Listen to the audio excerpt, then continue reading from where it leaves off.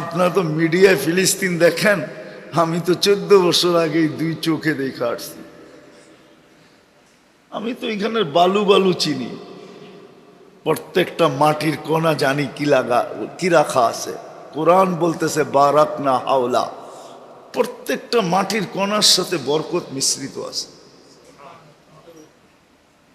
কয়জন নবী শুয়ে আছে আপনারা জানেন না, আমি জানি কয়জন নবী ওইখানে শুয়ে আছে। ইব্রাহিম আলাইহিস ইসলামের মতো নবী শুয়ে আছে, মুসা আলাইহিস ইসলামের মতো নবী শুয়ে আছে।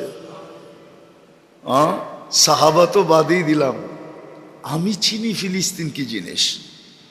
এই জন্য আমি বলতেছি, সারা দুনিয়ার মুসলমান আজকে যাদের কাছে সব আছে, তারপরও তাকাইলে দেখা যায় কিচ্ছু নাই। আপনারা আমার কথা মানবেন কি মানবেন না জানি না আমি।